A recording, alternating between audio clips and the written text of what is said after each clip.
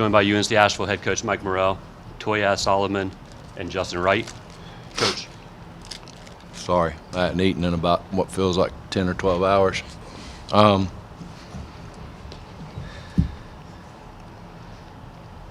was hoping you'd have a water bottle up here, but just a really gutsy performance. And I told our group in there, I've been a head coach here for 8 years, and I'm not going to say that's the most proud I've ever been of a team, but it's definitely I've not been more proud of any team. Obviously, as you all know, we were down DJ Patrick, who leads the league in minutes. We'll see about Cam tomorrow. We'll see if we can go recruit Drew Primber, see if he's got a year of eligibility or something like that. Maybe Tajon Jones, get him back over here.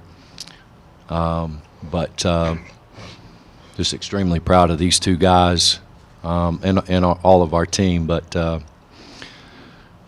play 7 guys and beat Longwood for the 3rd time is a really special feeling. And like I told them, there's nothing like advancing in March. There's not a feeling that can duplicate that. Road wins are fun. Upsets are fun. Home wins are fun.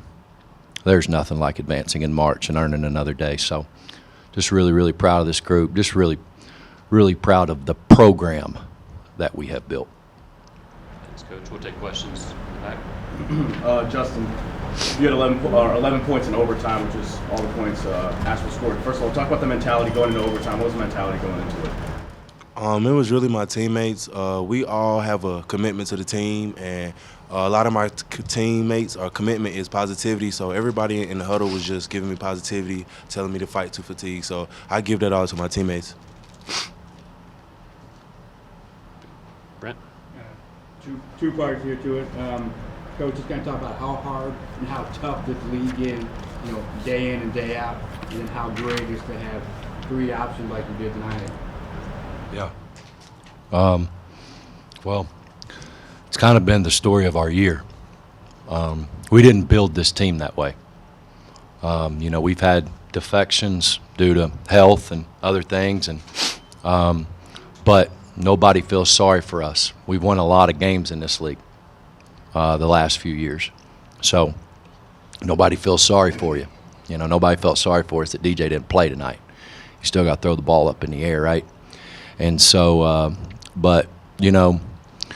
to have guys like, Justin's a Division I transfer, but we recruited Toyaz out of junior college.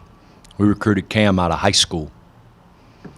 And so, to see those guys come here and then get what they wanted and thrive in a year that's not been perfect, we win 15 games and everybody thinks it's like we've had this disappointing year.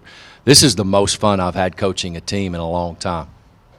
It really, really is, because we got great character, they got great spirit, and but to have 3 like this, I mean, I don't even know what we called in that overtime. We called 55, so pretty good play.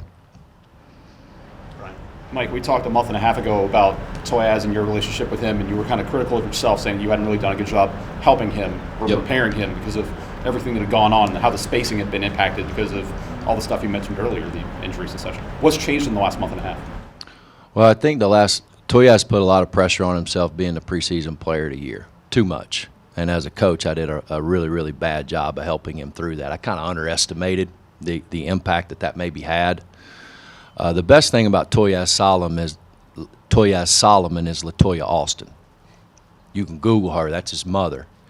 And she says, I get to coach him however way I want to. And so, right? That's our relationship. And so he wants to make money playing basketball. When he doesn't live up to that, he gets told it.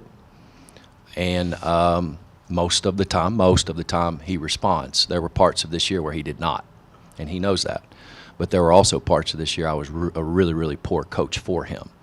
He's been impacted by the lack of shooting on our team this year more than anyone. And I hadn't done a good enough job up until that point. But Toyaz is at his best when he's joyful. When he's joyful. And actually, we got this thing where in the game, it's like when he wants me to shut up, he can tell me that. You can't tell him, but he's got to do this. That's the key. Like, yo, man. All right, be quiet. And most of the time I do. So, but that's his mother. His mother allows me to coach him that way. So did Tajon Jones' mom. So did Drew Pember's mom and dad.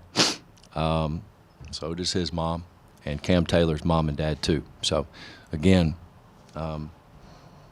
thing I'm most proud of is I feel like we built a program in a time where don't know how many there are. Toyaz, at the end, I don't know if that thumbs up was one of those thumbs up, but I saw you give it at the end after a sense of joy, relief. Can you just explain what it was like to feel like, okay, we've closed it after a very physical game? Yeah, me and Coach Morrell started the thumbs up thing earlier in the year. I mean, it got different meanings. I mean, it either means like, I'm good, coach, or we good, the team is settled. But in that moment, it was just joy for the team, and we won the game, and it was down a lot of bodies, and we just found a way to win. So it was mostly joy in that moment. And then for Coach, the difference in coaching a game that's based off of finesse when shots are falling compared to tonight when it does feel like a very physical, maybe sometimes overly physical game. It's always that way with Longwood. I give Ronnie a lot of credit. I think he did a really good job with that group. You know, they're always physical, and it's always, you know, to beat them and not win the glass. Whoa, wow, not win. We got crushed. Is a story in and of itself, but we'll take the win. For y'all two, you two and Cameron are both all from North Carolina. So me and my boy were going back and forth on what the real hoop state is, Virginia or North Carolina. So let's set it straight. What's the real hoop state? North Carolina, for sure. Yeah, North Carolina. Justin can't really say that. He actually defected to California for a year, and then he came back. So he got his stuff right. Let's go, Russell. All right. So, Mike, winning is obviously big, and it's big in general. Yep. Winning in March is even bigger. Yep. But winning in March, right next to your hometown, that has to be sweet. It's a two-parter. One, how sweet is it? And then two, when can we get a sign right under the Jason Wayne one that's a first place of Mike Morrell as well? Yeah. Never. He wouldn't allow that to happen. He don't like to share things with me. You know, I got a love-hate relationship with this building, like a big one. My junior year, I lost here in the district tournament in an upset. Here's a good story for you like this. I actually had a girlfriend that we bought concert tickets one time, and then she broke up with me the next week. I think she took those but it was right here. I think it was like a Kenny Chesney concert or something. I got a big love-hate relationship with this. Where are you from? Denver, Colorado. Yeah, so I was also here in 1990, would have been 4 or 5, and watched George Pitts, who's one of my greatest mentors, beat Oak Hill when they were 3rd in the country, and Oak Hill was 1st in the country. And that was, I've been here to see the Bucks play, you know. I got a love-hate relationship. We beat ETSU on a buzzer beater here, and so I've lost a lot of games here too. So, you know, listen, man, it can be on the moon. I just want to win. I don't really care. My mom likes it here, you know. My sister likes it here because I had a lot of family here, so that's cool to see. But I don't care where the tournament's at, man. I just want to make for sure we earn another day, and we did that. But the Jason Witten sign won't be. That ain't going nowhere.